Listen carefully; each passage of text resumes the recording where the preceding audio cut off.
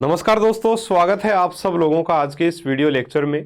प्यारे साथियों, grade third के लिए लेवल 2 में आज हम मैथमेटिक्स के कुछ महत्वपूर्ण प्रश्न ले रहे हैं और आज का हमारा जो टॉपिक रहेगा इसमें वो रहेगा परिमेय तथा अपरिमेय संख्याएं, साथ ही वास्तविक संख्याओं के दशमलव प्रसार वगैरह उससे संबंधित अपने प्रश्न लेंगे। संख्या पद्धति का जो टॉपिक है काफी महत्वपूर्ण टॉपिक है और इस टॉपिक में से देखिए प्रश्न अगर अगला बनाना चाहे तो बहुत इसकी वाइड रेंज है, यानी कि एसएससी बैंक वगैरह में भी संख्या पद्धति का टॉपिक होता है और बहुत अच्छा लेवल जो इसमें पूछा जा सकता है और ऐसे प्रश्न भी दिए जा सकते हैं जो अभी तक हमने देखे तक नहीं है।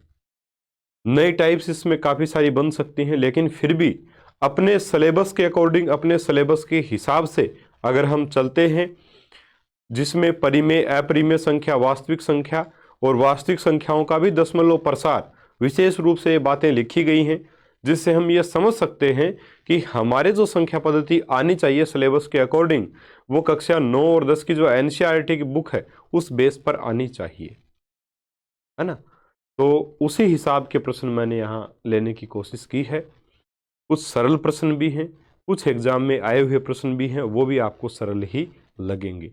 ठीक है, इसमें जो बार वाले क्वेश्चन हैं वो बहुत ज़्यादा पूछे जाते हैं, उनको भी अपन एक दो प्रश्नों को यहाँ डिस्कस करेंगे। तो चलिए बिना समय गवाए हम स्टार्ट कर लेते हैं आज के वीडियो को। साइंस के टॉपिक वाइज प्रश्न मैं आपको करवा चुका हूँ। अगर आपने वो नहीं देखे हैं तो उस प्लेलिस्ट का लिंक आपको डिस्क्रिप्शन बॉक्स में मिल जाएगा, जिसमें साइंस के सारे मेरे करवाए हुए क्वेश्चंस आपको मिल जाएंगे टॉपिक वाइज, है ना। उस प्लेलिस्ट का लिंक डिस्क्रिप्शन बॉक्स में, हमारे एप्लीकेशन का लिंक भी है, आप उसको भी ज्वाइन कर सकते हो, प्री ग्रेड थर्ड के एग्जाम दे सकते हो। प्यारे साथियों, इसमें पहला जो प्रश्न है अपना वो है निम्न में से अभाज्य संख्या है। अभाज्य संख्या कौन सी है? √36। तो √36 की बात करें तो देखिए √36 का मतलब क्या होता है? 6। तो 6 क्या एक अभाज्य संख्या? नहीं। अभाज्य संख्या कहां से स्टार्ट होती है? 2 से। 2, 3, 5, 7, 11, 13, 17, है ना। ये अभाज्य संख्या है। 19, 23 तो 29, ये अभाज्य संख्या है साथियों। तो यहाँ 6 जो है वो अभाज्य संख्या नहीं है, 6 क्या एक सम संख्या है। 6 क्या एक सम संख्या है, ठीक है, इसलिए इसको अभाज्य संख्या हम नहीं बोल सकते। √10 का स्क्वायर, इसको अपन करेंगे हल तो ये तो 10 ही आ जाएगा, और 10 भी क्या एक सम संख्या ही है। 10 भी क्या है? एक सम संख्या, ये भी एक अभाज्य संख्या साथियों नहीं है, ठीक है। यहाँ 8 चौक 32, 32/2 यानी 16, और √16 का मतलब हो गया 4, ये भी क्या है? एक सम संख्या, ये भी अभाज्य संख्या साथियों नहीं है। और यहां इसको अगर हल अपन करते हैं तो देखिए 2 की घात 10 ये रही, 2 की घात 13 ये रही, 2 की घात 10, है ना, 2 की घात 10 गुणा 4 की घात 2 को मैं 16 भी लिख सकता हूं, और बटा 2 की घात 13 को 2 की घात 10 गुणा 2 की घात 3 ऐसे लिख सकते हैं। तो 2 की घात 10 से 2 की घात 10 कट गया, 2 की घात 3 का मतलब क्या होता है? 8, तो 16/8, 16/8 का मतलब हो गया 2। और 2 क्या होता है? एक अभाज्य संख्या होती है। 2 क्या होती है? अभाज्य संख्या। तो यहाँ आंसर क्या बन जाएगा? ऑप्शन नंबर डी आपका सही उत्तर साथियों यहाँ पर बन जाएगा, ठीक है। इस टाइप से हम प्रश्नों को हल कर सकते हैं, ठीक है साथियों। तो आप चाहो तो इसके स्क्रीनशॉट्स जो है वो ले सकते हो, है ना। 1 मिनट, कलर चेंज करेंगे इसका। सिंपल सा प्रश्न है, तो स्क्रीन बस एक समझाने के लिए आपको आसान थोड़ा प्रश्न डाल दिया मैंने।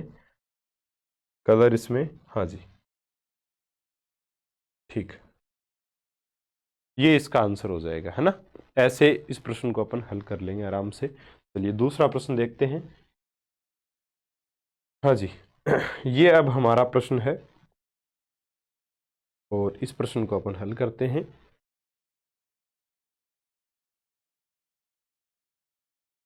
-1/4, -2/8, -3/12 के समतुल्य 4 और परिमेय संख्या, समतुल्य 4 और परिमेय संख्या है, इसी के समतुल्य यानी इसी रूप से आगे बढ़े। देखो कैसे आगे बढ़ रही है? -1/4, -1, -2, -3, तो -4, -5, माइनस ऐसे चलेगा। फिर नीचे 4 से 8, 8 में फिर 4 जुड़े 12, 12 में 4 जुड़ेंगे 16, 16 में 4 जुड़ेंगे 20, 24, 28, सीधा सीधा ऑप्शन नंबर, ठीक है। एनसीईआरटी का प्रश्न था वो। अब है 1/4 और 1/2 के मध्य 5 परिमेय संख्याएं। 1/4 व 1/2 के मध्य 5 परिमेय संख्याएं। इसको देख करके आप नहीं निकाल पाओगे इसके बीच में 5 परिमेय संख्याएं कि कौन सा ऑप्शन सही होगा। तो फिर हम कैसे करेंगे इसको? देखिए, करने का बहुत ही आसान तरीका, सबसे पहले तो हमें हर बराबर कर लेना है, अंश बटा हर, है ना। तो हर को हमें क्या कर लेना है? बराबर। यहां हर कितना है? 4, यहां है 2, तो इसको भी मुझे क्या बनाना है? 4, और 4 बनाने के लिए मैं ऊपर नीचे 2 से मल्टीप्लाई कर दूंगा, 2 से 2 कटेगा तो 1 आएगा। और किसी भी संख्या को अगर हम 1 से गुणा करते हैं तो वो संख्या बदलती नहीं है, यानी कि 1/2 को मैं 2/2 से मल्टीप्लाई कर सकता हूं, कोई दिक्कत नहीं है, बिल्कुल ठीक रहेगा यहां तक। तो इसको मैं अब लिख सकता हूं कि 1/4, 1/4, 1 मिनट, 1/4 व 2 एकम 2 और 2 दूनी 4, यानी 1/4 और 2/4 के बीच में मुझे 5 परिमेय संख्या बतानी है। तो क्या आप बता सकते हो? नहीं बता सकते अभी भी। क्यों? क्योंकि 1/4 के बाद तुरंत 2/4 आ गया, कैसे बताएंगे? नहीं बता सकते। होती तो है, अनंत होती हैं, इन दो के बीच में अनंत परिमेय संख्याएं हैं। लेकिन प्यारे साथियों, यहां जो ऑप्शंस दिए गए हैं वो हमें देख के बताना है। अब इन ऑप्शंस को देखें तो देखिए, इसमें बटा में 6 आ रहा है, 6 से तो कोई मतलब नहीं है। यहां 32, 36 और 32, यानी कि हमें हर में जो है वो 36 या 32 बनाना है। ठीक है, तो हम 32 बना के देखते हैं पहले।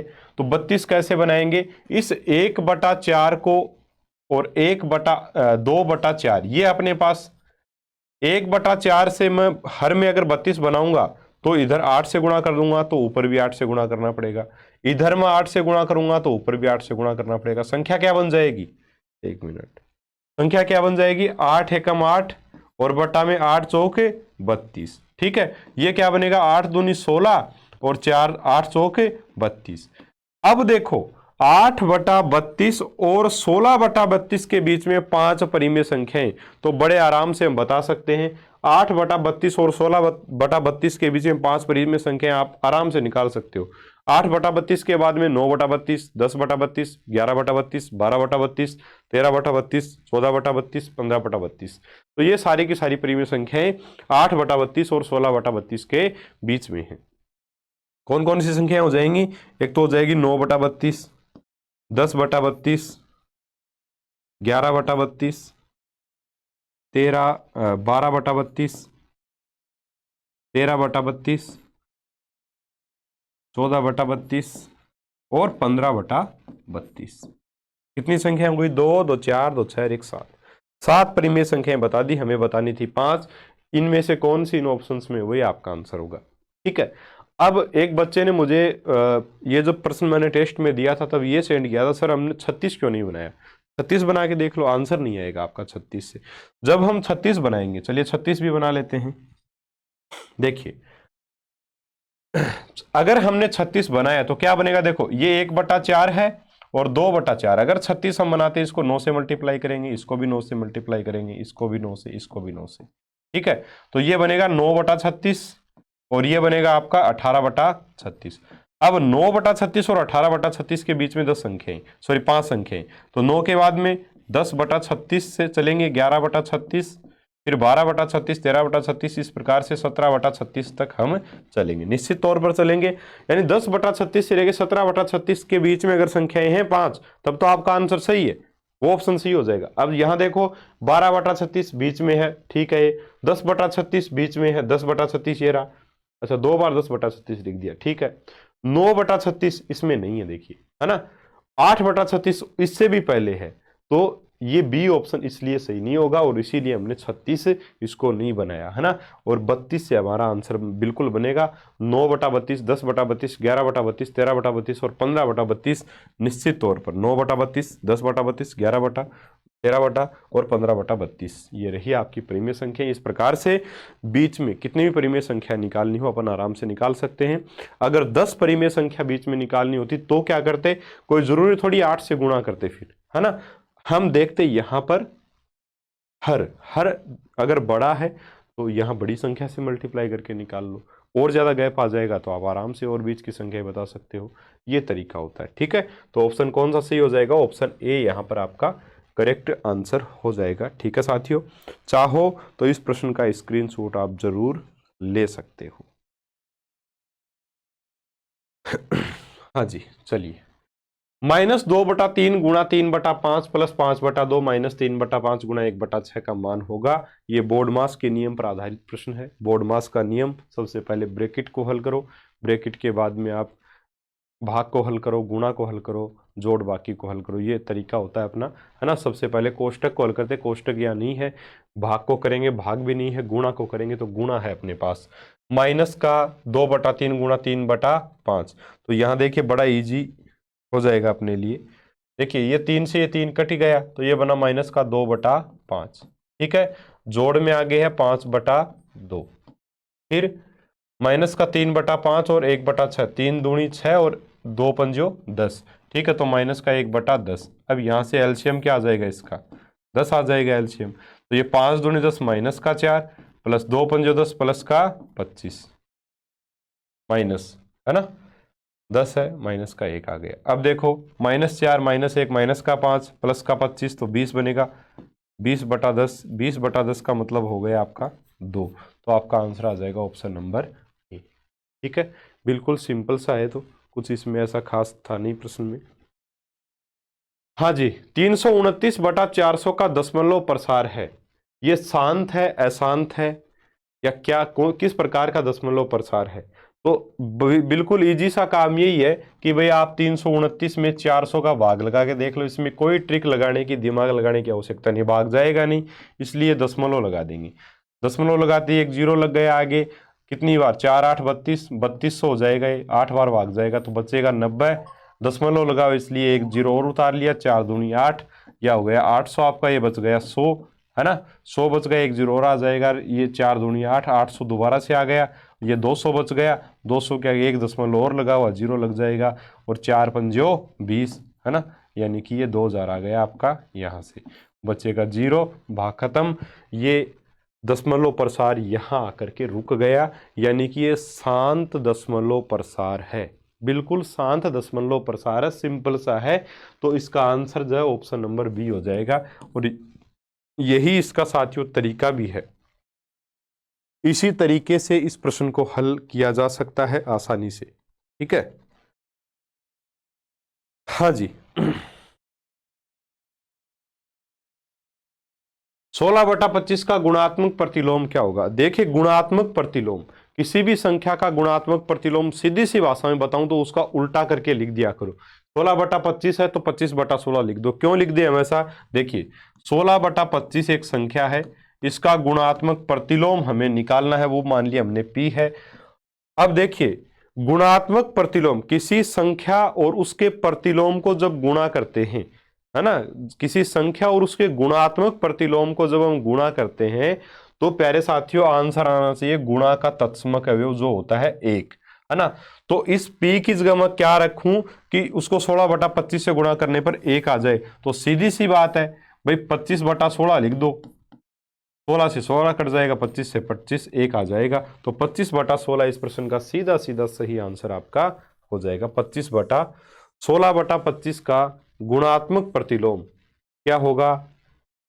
गुणात्मक प्रतिलोम का आंसर इसमें कोई सही नहीं होगा। फिर ये माइनस लगा हुआ है, माइनस तो हो ही नहीं सकता, तो ये माइनस नहीं होगा भाई, इसको माइनस को काट लो आप, फिर ऑप्शन नंबर डी होगा 25/16। 16/25 का गुणात्मक प्रतिलोम हमें पूछा है, तो इसका जस्ट उल्टा कर देना है, और उल्टा करेंगे तो 25/16 आ जाएगा, यानी कि ऑप्शन नंबर डी, ये माइनस हटा लेना भाई। ठीक है, और अगर योगात्मक प्रतिलोम पूछता, जैसे अगर हम 16/25 है, इसका योगात्मक प्रतिलोम पूछते तो माइनस का 16/25 हो जाता। क्यों? क्योंकि फिर योग का तत्समक है वो जो होता है जीरो, वो आना चाहिए, है ना। तो 16 में से क्या घटाएं कि जीरो आ जाए, 16/25 में से क्या घटाएं कि जीरो आ जाए, तो वो माइनस का 16/25 होता है। ठीक है साथियों, हाँ जी। निम्न में से वास्तविक संख्या है 6/-16, -7/√8, √6/20, या इनमें से कोई नहीं। देखिए वास्तविक संख्याएं, काल्पनिक संख्या को छोड़ करके जितनी भी संख्या वास्तविक संख्याएं, यानी कि आयोटा आयोटा वाली संख्या को छोड़ करके जो कि काल्पनिक संख्याएं होती हैं, उनको छोड़ के सभी परिमेय अपरिमेय संख्याएं वास्तविक संख्याओं में, रियल नंबर्स में आती हैं, है ना। तो अच्छा ये ऑप्शन भी गलत दे रखा है क्या? ऑप्शन डी, इनमें से कोई नहीं, ये नहीं है, है ना। डी ऑप्शन क्या बनेगा आपका, डी ऑप्शन आप बनाओ, उपरोक्त सभी। उपरोक्त सभी ये सारी की सारी क्या हैं, परिमेय संख्याएं हैं। ये सारी की सॉरी आपकी वास्तविक संख्याएं, सारी की सारी क्या हैं, वास्तविक संख्याएं साथियों। ठीक है, चलिए आगे बढ़ते हैं। 0.3888, उसके बाद में लास्ट में जाके 8 के ऊपर बार लगाया है, संख्या है एक, अपरिमेय संख्या, परिमेय संख्या ए व बी दोनों और पूर्णांक। देखिए साथियों, परिमेय और अपरिमेय की अगर हम बात करें, परिमेय संख्या, परिमेय संख्या की पहचान कैसे हम कर सकते हैं, तो परिमेय संख्या में दो बात होती हैं। क्या, एक तो जैसे परिमेय संख्या हमें दे रखी है बटा की फॉर्म में, तो जब हम भाग लगा के देखते हैं तो जो दशमलव प्रसार है वो दशमलव प्रसार पर हम बात करते हैं, दशमलव प्रसार। एक तो हो बिल्कुल शांत, अगर शांत दशमलव प्रसार है, यानी कि जैसे हमने अभी अभी ये प्रश्न किया था,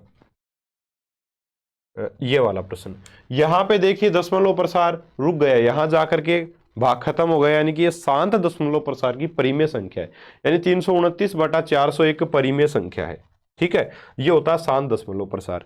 एक दशमलव प्रसार ऐसा होता है जो लगातार चलता रहता है, रिपीटेशन उसमें उसी अंक का बार बार होता रहता है ना। तो ये आ जाएगा, उसको बोलेंगे अपन अशांत, अशांत आवृत्ति, अशांत आवर्ती दशमलव प्रसार वाला, है ना। एक तो वो जिसका दशमलव प्रसार शांत हो, यानी शांत दशमलव प्रसार वाली संख्या, और एक अशांत हो दशमलव प्रसार तो लेकिन उसकी आवर्ती हो रही हो बार बार, तो उसको परिमेय संख्या ही कहते हैं। दशमलव प्रसार शांत हो, वो कौन सा एग्जाम्पल होता है वो मैंने आपको अभी बता दिया था बैक करके। अशांत में कौन सा आ जाएगा, जैसे 10/3 है, 10 में अपन 3 का भाग लगाए, 3 तिया 9, देखिए 3 तिया 9, है ना, फिर बच गए एक दशमलव 0 बन गए, फिर 3 तिया 9, 3 तिया 9, 3 तिया 9, ऐसे ये 3 चलता रहेगा। तो ये भाग अनंत टाइम तक चलता रहेगा, क्योंकि ये क्या है, अशांत है। देखिए अशांत है, चलता रहेगा लगातार, लेकिन आवर्ती हो रही है इसी एक अंक की बार बार, इसी एक अंक की बार बार क्या हो रही है साथियों, यहां पर आवर्ती हो रही है, इसी एक अंक की बार बार आवर्ती हो रही है। तो हम इसको 3.3 का बार ऐसे भी लिख सकते हैं, इसको 0.38 का बार ऐसे भी लिख सकते हैं, यानी कि जिसमें रिपीटेशन होने लग जाए एक ही अंक का बार बार, वो फिर क्या होगा, आपका परिमेय संख्या के अंतर्गत आएगा। 22/7 है वो एक परिमेय संख्या है, क्योंकि उसमें एक निश्चित डिजिट आने के बाद, है ना, ये यहां तो एक ही अंक रिपीट हो रहा है, बाकी 22/7 में आप देखोगे कि अंकों का एक समूह बार बार आता रहता है, अंकों का एक समूह बार बार आता है। तो अंकों का एक समूह भी बार बार अगर रिपीट हो रहा है, तब भी वहां आवृत्ति हो रही है, जहां भी आवृत्ति होगी वहां परिमेय संख्या होगी। शांत दशमलव प्रसार परिमेय संख्या, अशांत आवृत्ति के साथ दशमलव प्रसार, अशांत हो भले ही लेकिन आवृत्ति हो रही है तब भी वो परिमेय संख्या होगी।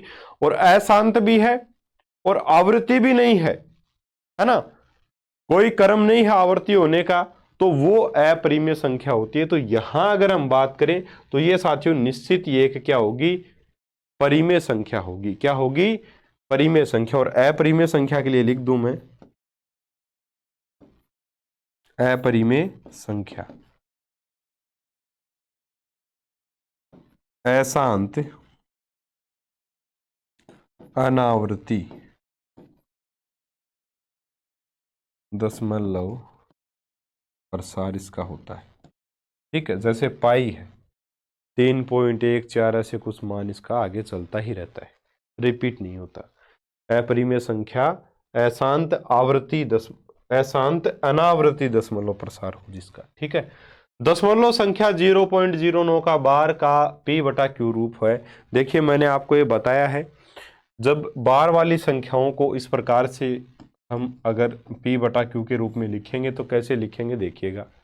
हाँ जी, अब यहां हमें क्या करना है, लिखने के लिए इसको p/q के रूप में लिखेंगे, यानी अंश बटा हर के रूप में लिखेंगे। किसके रूप में लिखेंगे, अंश बटा हर के रूप में लिखेंगे। तो जब अंश को लिखेंगे तो उसके नियम मैंने आपको बताए थे। क्या नियम थे कि भाई जो भी संख्या है, जो भी संख्या है उसको एज इट इज लिख दो, दशमलव वगैरह हटा के, बार वगैरह हटा के। तो यहाँ 009 है, 009 को मैं 9 लिख सकता हूं।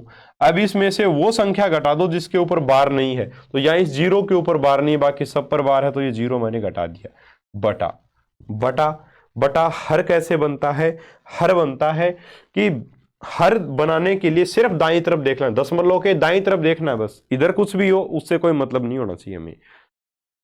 अंश बनाना है तो क्या करना है, जो भी संख्या है दशमलव और बार हटा के लिख दो, जो भी संख्या है उस संख्या में से वो घटा दो जिसके ऊपर बार नहीं है, तो यहां 0 पर बार नहीं, वो घटा दिया, ये तो बन गया अंश। हर बनाने के लिए सिर्फ दशमलव के इधर, इन दशमलव के दाईं तरफ देखना है, और दशमलव के दाईं तरफ ये देखना है कि कितने अंकों पर बार है। जितने अंकों पर बार है उतने 9 लिख दो नीचे, जितने अंकों पर बार है उतने 9 लिख दो। तो यहाँ 2 अंकों पर बार है तो 2 9 लिख दिए। इन 9 के आगे अब 0 लगाने हैं। कितने 0? कि जितने दशमलव के दाहिनी तरफ ही रहना है हमें, जिस दशमलव के दाहिनी तरफ कितने अंकों पर बार नहीं है उतने ही 0 लगेंगे। तो यहां ऐसा दशमलव के इधर कोई भी अंक नहीं है जिसके ऊपर कि भाई बार नहीं हो, है ना, सभी पर बार है। 2 अंक है, दोनों पर बार है, इसलिए 2 डबल 9 आ जाएगा, यहाँ पे 2 9 ही आ जाएंगे, 0 नहीं आएगा कोई भी। तो ये बन जाएगा 9/99, और 9/99 का मतलब हो गया 1/11, और 1/11 का मतलब हो गया ऑप्शन नंबर डी आपका यहाँ पर सही उत्तर रहेगा। फिर से समझाने की कोशिश करता हूं, अंश बटा हर के रूप में, p बटा q के रूप में इसको हमें लिखना था, यानी अंश बटा हर के रूप में परिमेय संख्या के रूप में लिखना था। तो प्यारे साथियों, सबसे पहले तो अंश बनाने के लिए बार है उसको हटा के लिख दो, बार हटा के लिख दिया, और उसमें से घटा दो क्या, कि जिसके ऊपर बार नहीं है वो घटा दो, ये तो बन गया अंश। तो 9 - 0 हो गया। बटा में हर बनाने के लिए क्या करेंगे, सिर्फ दाईं तरफ देखेंगे, दशमलव के दाईं तरफ, दशमलव की उधर क्या है हमें कोई मतलब नहीं है, इधर ही देखेंगे। इधर क्या देखेंगे, एक तो बार कितने अंकों पर और एक बार कितने अंकों पर नहीं है।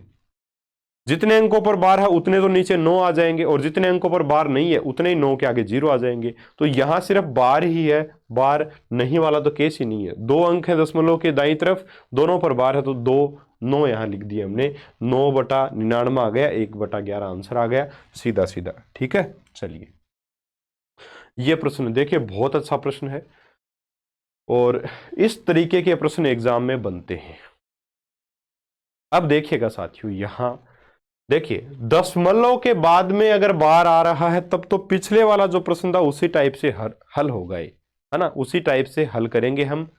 लेकिन अगर दशमलव के इधर बार है तो क्या करें, तो करना कुछ नहीं है, ये 2 का बार है, इसका मतलब ये -2 और कुछ नहीं है। ये क्या है, -2 है, ये निशान है बस, सीधी सी बात है, सीधी सी बात यही है। ये देखो यहां ये +2 का बार, तो ये -2 बोलेंगे हम, प्लस का नहीं बोलेंगे, इसका बोलेंगे -2 बोलेंगे। अब देखिए, चलिए लिखते हैं इसको, कैसे लिखेंगे। 2 का बार -3 को मैं लिख सकता हूं -2, ठीक है, और प्लस में 0.3, -2 प्लस में 0.3, ये लिख सकता हूं, किसी को कोई दिक्कत मेरे हिसाब से नहीं होनी चाहिए। 2 के ऊपर बार है यानी कि -2 हो गया, 0.3 भी तो है इसमें, तो +0.3 आ गया, इसी टाइप से लिखेंगे। ठीक है, फिर प्लस का 2.3 का बार, तो इसको मैं लिख दूंगा प्लस का 2 और प्लस में 0.3 के ऊपर बार। ठीक है, फिर 2.3 को +2 प्लस 0.3 ऐसे लिख देंगे इसको। फिर +2 का बार, 2 का बार मतलब -2, फिर प्लस 0.3 का बार, ये है बस, इनको ऐड कर दो। +2, ये +2, ये -2 कट गए, ये +2, ये -2 कट गए, क्या बना हमारे पास 0.3 प्लस 0.3, 2 बार है ये, 2 बार तो मतलब ये होगा 0.6 प्लस 0.3 का बार, 0.3 का बार, ये भी 2 बार है, इसका मतलब ये 2 गुना है 0.3 का बार। ठीक है, ऐसे लिख सकते हैं। यहां से अगर इसको मैं हटाना चाहूं, दशमलव घटाना चाहूं, तो मैं लिख दूंगा इसको 6/10 प्लस, अब देखो 2 गुण। अब हमें क्या करना है, दोबारा से वही काम करना है। अंश बटा हर के रूप में इसको लिखेंगे। तो 0.3 का बार है तो इसको मैं लिख दूंगा, सबसे पहले अंश लिखने के लिए जितनी भी संख्याएं हैं एज इट इज लिख दो, 3 है यहाँ पे लिख दिया, उसमें से वो संख्या घटा दो जिसके ऊपर बार नहीं है ना, तो 0 के ऊपर बार नहीं, 0 घटा दिया, बटा में उतने ही 9 लगा दो, यानी कि अब हर लिखेंगे तो हर लिखने के लिए दशमलव के दाएं साइड में जितने अंक हैं, जितने के ऊपर बार है उतने ही 9 आते हैं, तो एक ही अंक उसके ऊपर बार है तो 9 आ गया, 0 वगैरह यहां भी नहीं आएगा क्योंकि बार नहीं, ऐसी कोई संख्या नहीं है दाईं तरफ, ठीक है, ये आ गया। अब यानी कि हम इसको, ये 3 ही बना अपना, तो 3 तिया 9, यानी कि 1/3 आया, तो ये 6/10, 6/10 भी देखिए कट जाएगा, 2 तिया 6, 2 पंजियो 10, ठीक है।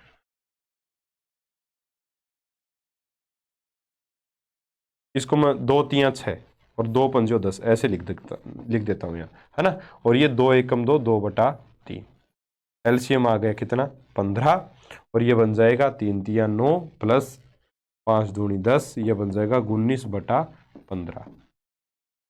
अब 19/15 आपको कहीं आंसर में नहीं मिलेगा, अब आपको लगाना पड़ेगा भाग, 19 में 15 का भाग दे के देख लो प्यारे साथियों, कोई शर्म की बात नहीं है, भाग लगाने का बेस्ट तरीका है, इसी तरीके से भाग लगा के देख लो, कोई समस्या नहीं है। 15 एकम 15, है ना, जल्दी जल्दी हो जाएंगी ये चीज़ें, अभी तो समझा रहा हूँ आपको। बच गए 4, 4 में भाग नहीं जाएगा, दशमलव 0, 15 दूनी 30, बच गए कितने 10, भाग नहीं जाएगा, आएगा एक 0, 15 छिक्कू 90, बच गया 10, वापस 0, 15 छिक्कू 90, वापस ऐसे ही चलता रहेगा, यानी कि हम इसको लिख सकते हैं 1.2666 आगे चलता जाएगा, 6 का बार, 1.26 का बार, 1.26 का बार, ऑप्शन नंबर डी यहाँ आपका सही उत्तर होगा। पूछा हुआ प्रश्न है, अच्छा प्रश्न है साथियों, याद रखिएगा इसको, चाहो तो स्क्रीनशॉट ले सकते हो, ठीक है। थोड़ा सा पानी पी लेता हूँ बीच में, काफी समय हो गया बोलते हुए।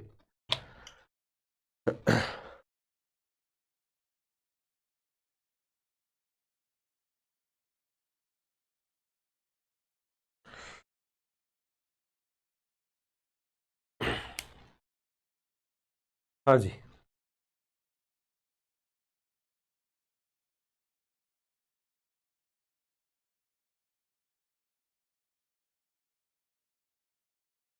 चलिए ये हो गया अपना, कोई दिक्कत नहीं इसमें, आगे चलते हैं।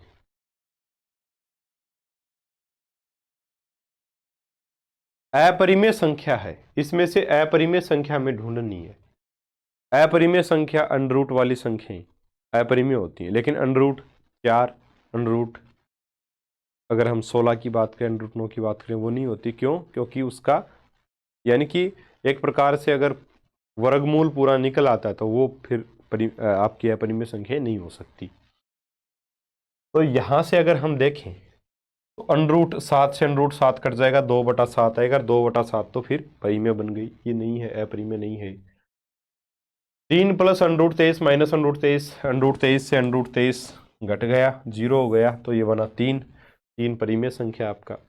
2 अंडर 4 का मतलब हो गया 2 गुणा 2, यानी कि ये बन गया 4, ये भी एक परिमेय संख्या है।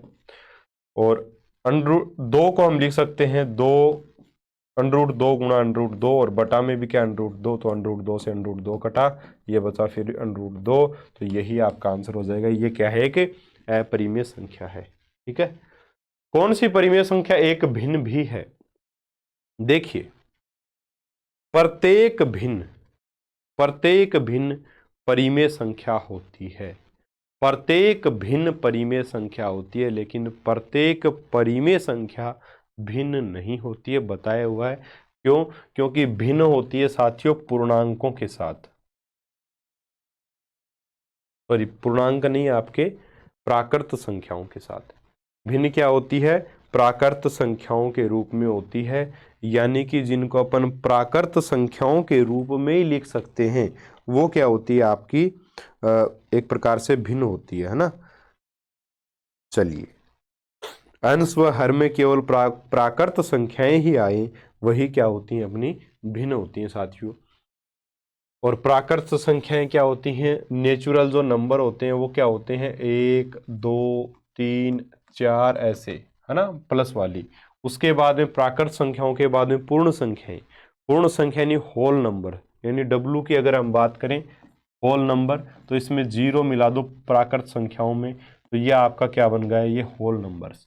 फिर इंटीजर्स आते हैं पूर्णांक, जिसमें माइनस वाली संख्याएं मिला दो, है ना, माइनस वाली संख्याएं मिला दो और पूर्णांक मिला दो, ये सॉरी पूर्ण संख्याएं मिला दो, ये आपके क्या हो जाएंगे, पूर्णांक हो जाएंगे।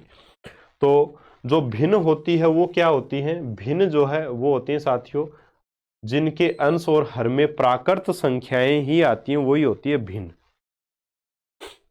अब 0/1, 0/1 क्या है, एक परिमेय संख्या है। ये क्या है साथियों, एक परिमेय संख्या। क्यों, क्योंकि यहां एक तो क्या प्राकृत संख्या, लेकिन 0 प्राकृत संख्या थोड़ी है, ये तो पूर्ण संख्या है, तो परिमेय संख्या है, ये क्या बन गई, परिमेय संख्या। -5/6 ये भी परिमेय संख्या। क्यों, क्योंकि माइनस का निशान आ गया, -5 है, तो -5 तो पूर्णांक होता है साथियों, ये तो प्राकृत संख्या नहीं होती, इसलिए ये भी क्या है, परिमेय संख्या है। 8/3, 8/3 एक भिन्न भी है और एक भिन्न भी है और परिमेय संख्या भी है, ठीक है। और 4/9 ये भी भिन्न भी है और परिमेय संख्या भी है। तो कौन सी परिमेय संख्या एक भिन्न भी है, तो सी और डी दोनों यहां पर आपके सही आंसर होंगे, ठीक है। सी और डी यहां पर दोनों ही आपके ठीक आंसर हैं, ठीक है। 4/9 और 8/3। अगर यहां 8/3 में माइनस लगा देता ना मैं, यहां पर अगर -8/-3 लिख देता, तो फिर ये भिन्न नहीं होती साथियों, फिर ये क्या होती, फिर ये सिर्फ और सिर्फ परिमेय संख्या होती, ठीक है। दोनों ऑप्शन यहां सही हैं, इसलिए डी, सी और डी दोनों ठीक हैं, है ना। एक चीज लिख देता हूं मैं यहां पे भिन्न के लिए, भिन्न के अंश व हर सदैव प्राकृत संख्याएं होते हैं। भिन्न के अंश व हर सदैव प्राकृत संख्याएं होते हैं, ठीक है।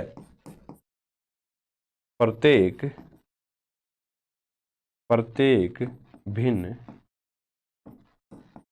परिमेय, प्रत्येक भिन्न परिमेय संख्या होती है, परंतु इसका विलोम सत्य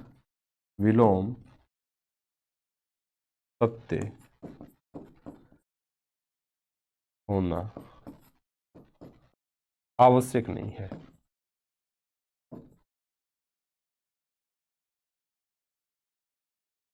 ठीक है। क्योंकि परिमेय संख्या तो माइनस वाली संख्याएं भी हो सकती हैं, ठीक है, लेकिन भिन्न नहीं हो सकती वो, ये चीज है साथियों। यदि 16 की घात 2x + 3 बराबर 64 की घात x + 3 है, तो 4 की घात 2x - 2 का मान निकालो। यहाँ सबसे पहले x की वैल्यू निकालनी है, उसके बाद इसमें पुटअप करनी है, आंसर आ जाएगा। तो 16 और 64 दोनों को कहाँ मिला सकते हैं, 16 को मैं लिख सकता हूँ 4 की घात 2, 4 की घात 2 की घात कितनी दे रखी है, 2x + 3। क्यों, कोई दिक्कत नहीं होनी चाहिए मेरे हिसाब से, तो 16 को 4 की घात 2 लिख सकते हैं और 64 को 4 की घात 3 लिख सकते हैं, तो ये आ गई 4 की घात 3 और उसकी घात कितनी है, x + 3, x + 3। चलिए अब कर देते हैं इसको हल। ये 4 की घात क्या बन जाएगा, 2x + 3। वैसे सीधा गुणा करना आपको, मैं तो जस्ट समझाने के लिए लिख रहा हूं इतना, ठीक है।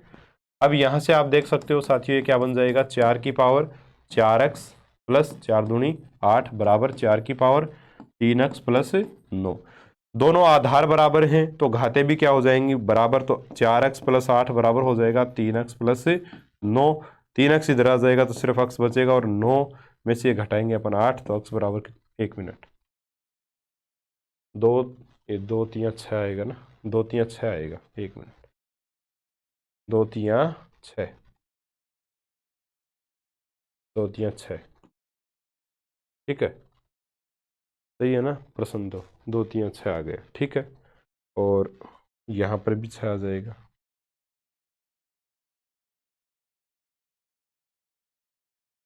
और ये भी हो जाएगा 6। तो ये घट जाएगा आपका, 9 में से 6 गए, 3 बच गए। तो अब 3 को यहाँ पुटअप कर दो, 3 दूनी 6, 6 में से घटे 2, 6 में से 2 घटे तो बचे 4, तो 4 की पावर 4, 4 की पावर 4 क्या होती है भाई, 4 की पावर 4 क्या बनेगी, चलिए पूरा लिख देता हूँ। 4 की पावर 2x माइनस 2 का मान निकालना, तो 4 गुणा 2 गुणा 3 माइनस 2, यानी कि यह बन गया आपका 4, 3 दूनी 6, 2 घटे 4 आ गया, 4 की घात 4, 4 की घात 4 का मतलब क्या हो गया, 256। क्यों, क्योंकि 4 की घात 4 को 4 की घात 2 गुणा 4 की घात 2 लिख सकते हैं, यानी कि 16 गुणा 16 लिख सकते हैं, और 16 गुणा 16 का मतलब होता है 256। ठीक है, कैसे भी कर लो आंसर आ जाएगा 256 आराम से। यह प्रश्न है अपना बिल्कुल सिंपल, 1/7 की घात 2 की घात माइनस 2 की घात माइनस 1/3 की घात 1/4 करेंगे। देखिए बहुत आसानी से,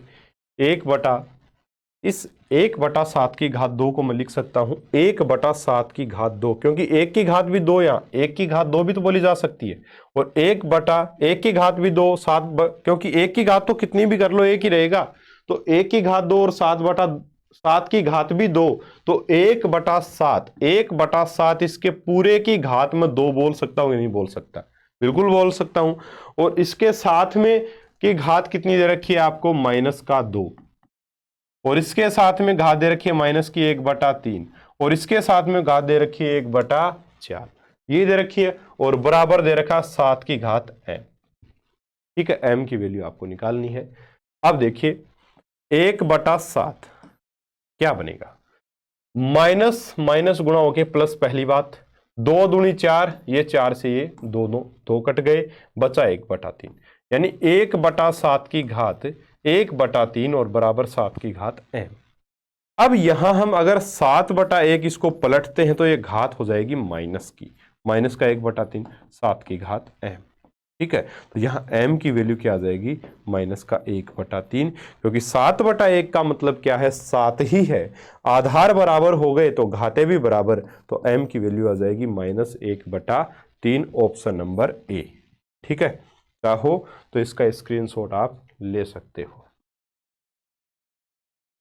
हाँ जी, यदि 3 की घात 2x माइनस 8/225 बराबर 5 की घात 3/5x है तो ज्ञात करो। ये एनसीईआरटी का शायद मेरे हिसाब से प्रश्न हो सकता है। 3 की घात कितनी है, 2x माइनस 8, 2x माइनस 8, और बटा में है 15, बराबर में है 5 की घात 3 और 5 की घात x। एक मिनट,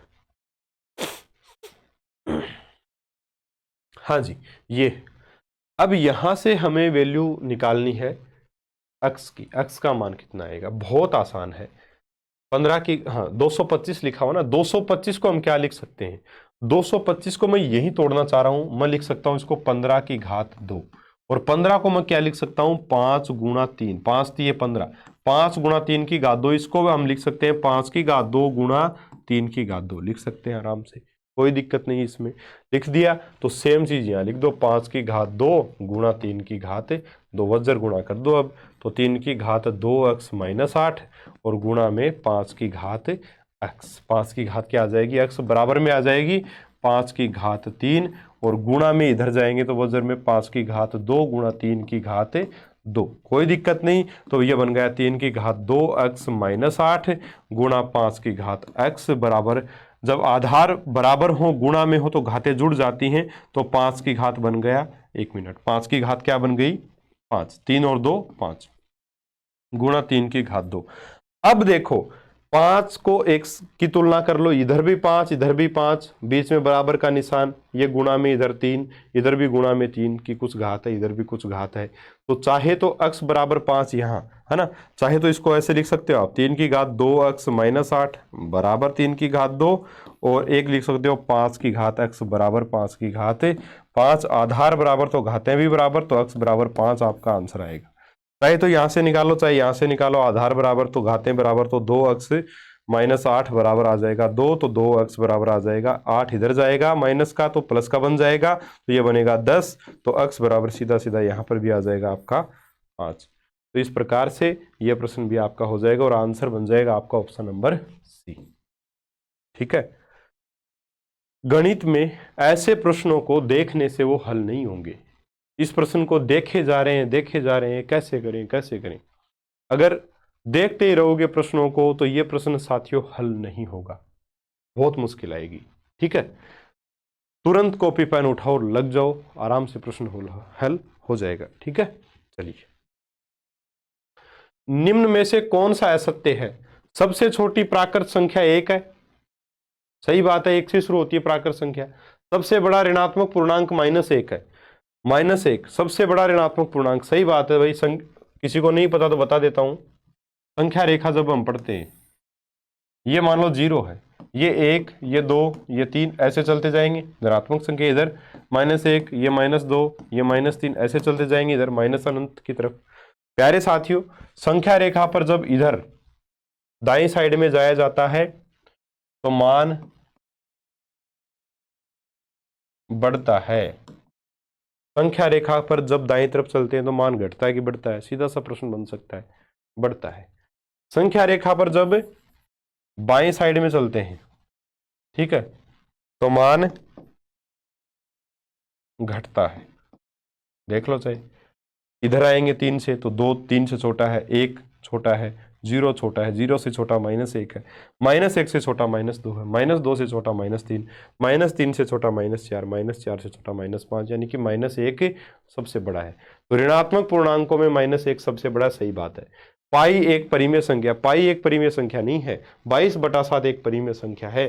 तो पाई क्या है? एक अपरिमेय संख्या है। पाई क्या है? एक अपरिमेय संख्या है। पाई क्या है? अपरिमेय संख्या। ठीक है साथियों, तो ये ऑप्शन आपका हो जाएगा ऑप्शन नंबर सी। ठीक है, चलिए।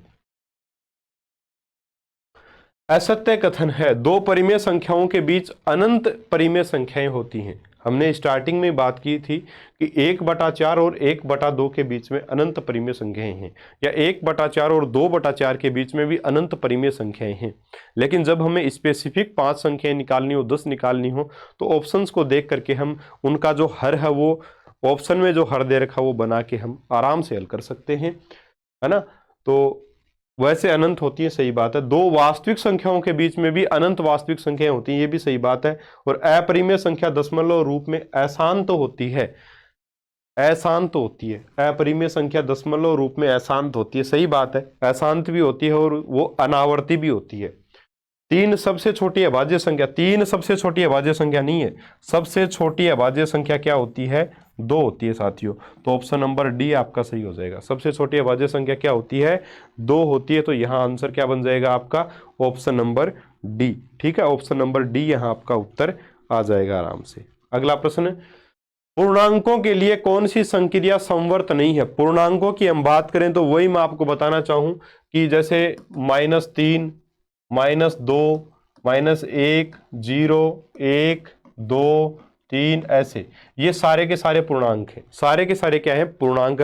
पूर्णांक मतलब पूर्ण अंक। और पूर्णांक के लिए संवर्त, कौन सी संक्रिया के लिए पूर्णांक संख्या संवर्त नहीं है? तो प्यारे साथियों, योग संक्रिया के लिए कोई भी दो पूर्णांक उठा लो। एक तो पूर्णांक ए में हमने ले लिया, मान लो फिक्स कर लिया हमने 1 को, और बी हमने एक पूर्णांक ले लिया -2। अब हम चेक करेंगे क्या ये योग संक्रिया के लिए संवर्त है। संवर्त होने के लिए हमें क्या करना पड़ेगा? योग संक्रिया के लिए संवर्त है तो a प्लस बी, अगर a पूर्णांक है, b पूर्णांक है ना, और a प्लस बी भी अगर एक पूर्णांक आ जाता है तो इसका मतलब हम कहेंगे कि भाई ये जो पूर्णांक होते हैं ये योग संक्रिया के लिए संवर्त हैं। ठीक है, तो a प्लस बी हम निकालेंगे तो ये कितना आ जाएगा? 1 -2, और 1 -2 का मतलब -1, और -1 क्या पूर्णांक होता है? -1 पूर्णांक होता है, जो कि एक पूर्णांक एलिमेंट है किसका? आपके पूर्णांक का, यानी इंटीजर का, यानी कि ये भी पूर्णांक है। तो योग संक्रिया के लिए तो संवर्त है, हमें संवर्त नहीं है वो पूछा है। व्यवकलन यानी घटाने के लिए तो a माइनस बी करके देख लो। a माइनस बी करेंगे तो 1 -2, माइनस माइनस गुणा होके प्लस, तो 1 + 2 यानी कि 3, और 3 भी बिलोंग करता है इंटीजर से, है ना। 3 भी, 3 का मतलब है एलिमेंट, है ना। 3 है वो भी एलिमेंट है किसका? i का, या 3 है वो भी बिलोंग करता है i से। तो ये भी क्या हो जाएगा? व्यवकलन यानी घटाने के लिए भी पूर्णांक जो वो क्या है, संवर्त है, घटाने की क्रिया के लिए भी। गुणन क्रिया के लिए, गुणन संक्रिया के लिए क्या संवर्त है पूर्णांकों में? गुणन संक्रिया क्या पूर्णांकों में संवर्त है? तो देखेंगे a गुणा बी यानी a गुणा -2, ये आ जाएगा -2, और ये बिलोंग करता है इंटीजर से, तो ये भी है। a भाग b करेंगे तो a बटा -2 है ना। अब ये क्या बन जाएगा, a माइनस का 1/2। क्या ये बिलोंग करता है इसे? नहीं करता। Not belongs to E, not belong to I, यानी कि माइनस का 1/2 बिलोंग नहीं करता है इंटीजर में। माइनस का 1/2 पूर्णांक नहीं है, इसलिए भाग संक्रिया के लिए जो पूर्णांक हैं वो संवर्तता का गुणधर्म नहीं दर्शाते हैं। पूर्णांकों के लिए कौन सी संक्रिया संवर्त नहीं है? तो भाग संक्रिया संवर्त नहीं है। ठीक है, ये प्रश्न है वो आपके जो एक अच्छी पोस्ट ही है और उसका कर्मचारी चयन बोर्ड ही पेपर लेता है। आपकी जो ग्रेड 3 की पोस्ट है उससे भी ऊंची पोस्ट है, उसमें ये प्रश्न दिया गया है। इसमें P/Q का मान पूछा गया है, बहुत कठिन प्रश्न नहीं आएंगे। P/Q का मान, यहाँ P है वहां Q है, कर दो आराम से। यहाँ अंडर दे रखा है, अंडर हटाएंगे। सबसे पहले क्या करेंगे, दोनों तरफ वर्ग कर दो,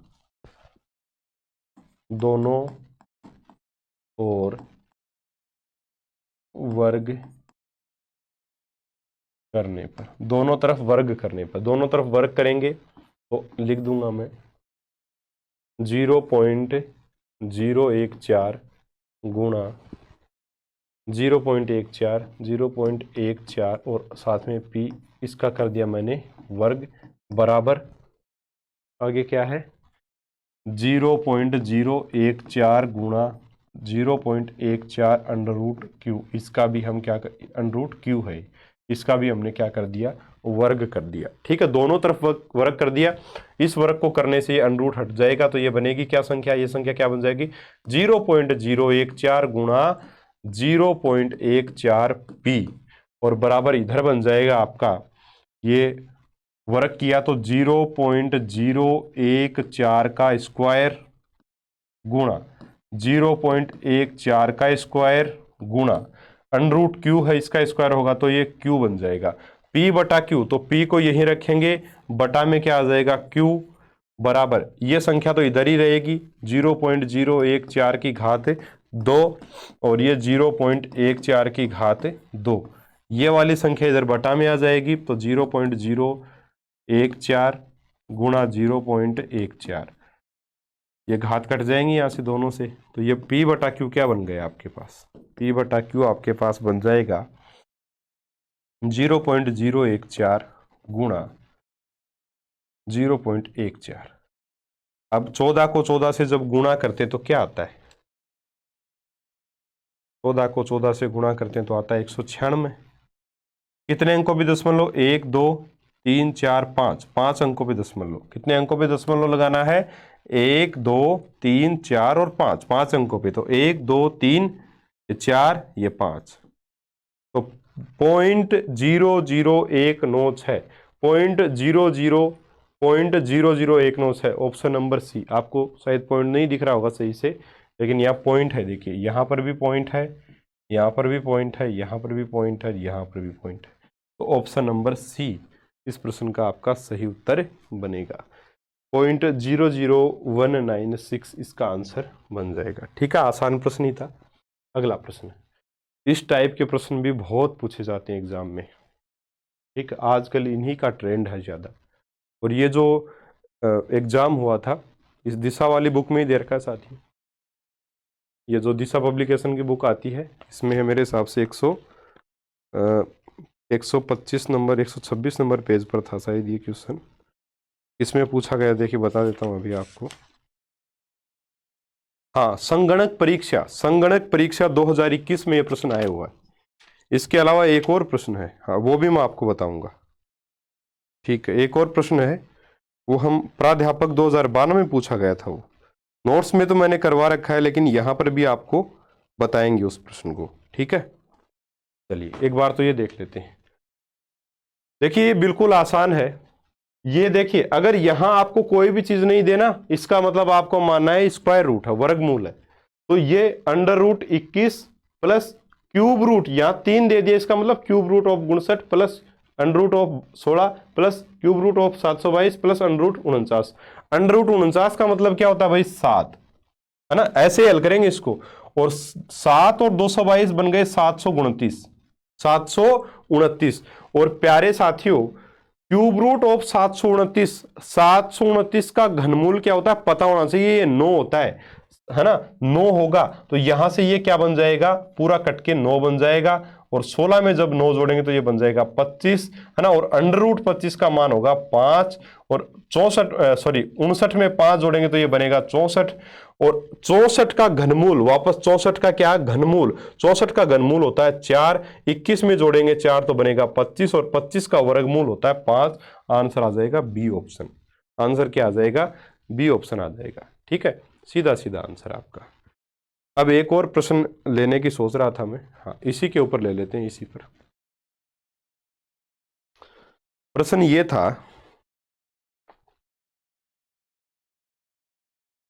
2.47 का बार प्लस 3.53 का बार, शायद मैंने नोट्स में करवाया है मेरे हिसाब से, मुझे जहां तक याद है 0.05 का बार, है ना। और ये क्वेश्चन आपकी प्राध्यापक 2012 की भर्ती में है वह प्रश्न। अच्छा प्रश्न है, इसका आंसर है 6.06 का बार। इसका आंसर क्या दे रखा है, 6.06 का बार, ये आंसर दे रखा है। ठीक है, कैसे आया ये आंसर ये देखते हैं। अभी मैंने आपको समझाया था, बताया था कि भाई, हाँ जी, जब भी ऐसे संख्याएं हमें दी हुई हों, देखिए दशमलव के अगर इधर बार है तब तो वो संख्या बन जाती है माइनस की, तब तो वो संख्या बन जाती है माइनस की। लेकिन जब बार हो दशमलव के उधर, तब हम कौन सी पद्धति अपनाते हैं, अंश बटा हर वाली, P बटा Q के रूप में लिखने वाली पद्धति, तो वही अपनाएंगे। तो 2.47 को मैं लिख दूंगा सीधा अंश बटा हर में 247, बार दशमलव हटा के लिख दिया। माइनस इसमें से क्या कर देंगे, वो संख्या घटा दो जिसके ऊपर बार नहीं है, तो यहां 2 पर बार नहीं है, 2 घटा दो, बटा में कितना आ जाएगा, दशमलव के दाईं साइड देखेंगे कितने अंकों पे बार है, 2 पर, तो 2 9 लगा दो। कितने अंक ऐसे जिनके ऊपर बार नहीं है उतने जीरो आएंगे, तो ऐसा कोई अंक नहीं है, तो 99 आ गया बस। प्लस में इसको मैं लिख दूंगा बार हटा के 353, 353 में से वो संख्या घटा दो जिसके ऊपर बार नहीं है, तो वो है 3 घटा दिया। बटा में क्या आ जाएगा, दशमलव के आगे, दशमलव के दाएं साइड में वो संख्याएं जिनके ऊपर, जितनी संख्याओं पर बार है उतने ही क्या लग जाएंगे 9, तो 99 आ गया। जिनके ऊपर बार नहीं उतने जीरो, यहां इनके आगे 99 के आगे वो नहीं है ना, तो 99 का 99 रह गया। इसको 0.05 का बार का लिखूंगा मैं, बार हटा के 5, इसमें से क्या घटाएंगे, जीरो के ऊपर बार नहीं तो जीरो घटा देंगे। बटा में क्या आ जाएगा आपका, दशमलव के बाद में दो संख्याएं दोनों पर बार है तो 99 आ गया। बस यही है आपका, अब आपका हल हो गया। बस ये सीधा सा 247 में से 2 घटाएंगे 245 बटा 99, ठीक है, प्लस 350 बटा 99, भाई 353 में से 3 घटा दिए, प्लस 5 बटा 99। अब देखिएगा 99 यहाँ एलसीएम बना, 245 प्लस 350 प्लस 5, ये दिमाग में होनी चाहिए कैलकुलेशन, ये वाली यहां तक तो करना पड़ेगा फिर दिमाग में। 245 और 5 250, 250 350 600, 600 बटा 99। अब भाग लगा लो अपने, सिंपल जो मेथड है उससे भाग लगाया करो, बस दिमाग ज्यादा नहीं लगाना, गलती कर दोगे। 6 बार भाग लगाओगे तो 594 बार जाएगा, सॉरी 594 आएगा, 6 बार भाग लगाएंगे तो, ठीक है।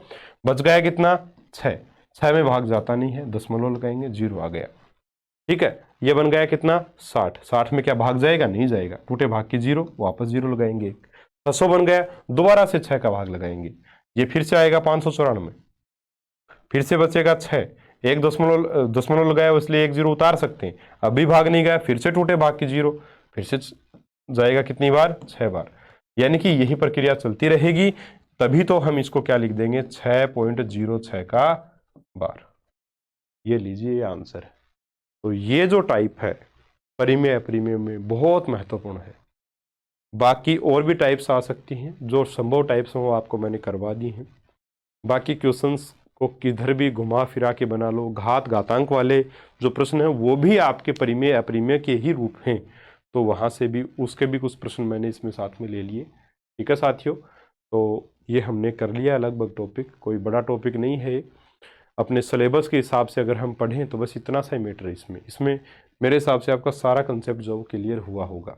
ठीक है, कोशिश करूंगा मैं जब भी मुझे समय मिलेगा नेक्स्ट टॉपिक के प्रश्न लेके आने की। तब तक के लिए इजाज़त दीजिएगा। नमस्कार, जय हिंद, जय भारत।